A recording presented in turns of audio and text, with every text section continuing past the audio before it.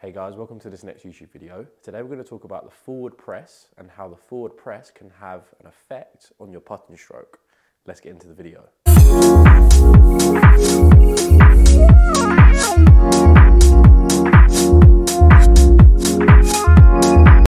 So the forward press is one of the most known triggers in golf and especially in putting, because what we see with the forward press is just before people sit up to the ball, you see their hands go forward, okay, and it just usually acts as a nice little trigger just before that initial takeoff. The forward press obviously has its benefits, because just by nudging the hands forward a little bit, that's just a good indicator just to get your stroke going. So it can really just give your stroke a really nice flow, because you're going to know when exactly to take your putter away.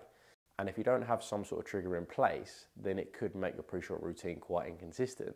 So there's definitely one of the first benefits to the forward press is it just provides you with that nice trigger and provides you with a nice consistent pre-shot routine. One of the best putters that probably uses the forward press is Jordan Spieth. In his prime, everyone saw that he was doing this and everyone caught onto it, and it really worked well for him, and he still does it now. Just because when he sets up to the ball, right before that initial takeoff, he chucks his hands forward and then goes. So he just sets the putter and then takes it away. So again, it just provides for a nice flow to his stroke and also provides for consistency within his pre-shot routine. But it's really important to note that if you're going to forward press the grip, then you need to only do it a little bit. Okay, you don't want to be setting up to the ball and adding a lot of shaft lean and a lot of forward press, as what that does is firstly that de-lofts the putter face. So if that de-lofts the putter face and you're stroking into the ball with a de-lofted face, then it's going to give it a negative angle of attack, which can hit the ball into the ground, and it's just not going to give it a nice smooth roll. Because when that ball digs into the ground, you're probably going to find it bouncing instead of rolling.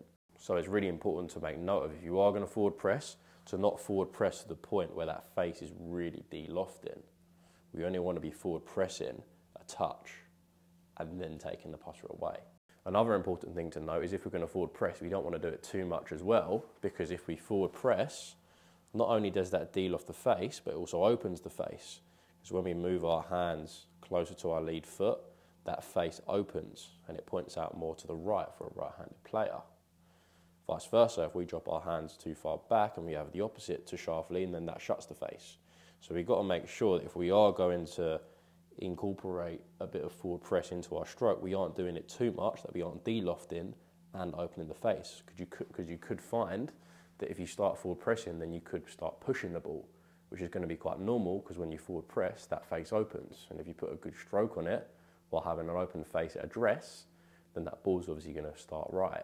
So the forward press obviously has its benefits, because it acts as a good trigger and gives you consistency within your routine, which then provides for a nice flow within your whole stroke.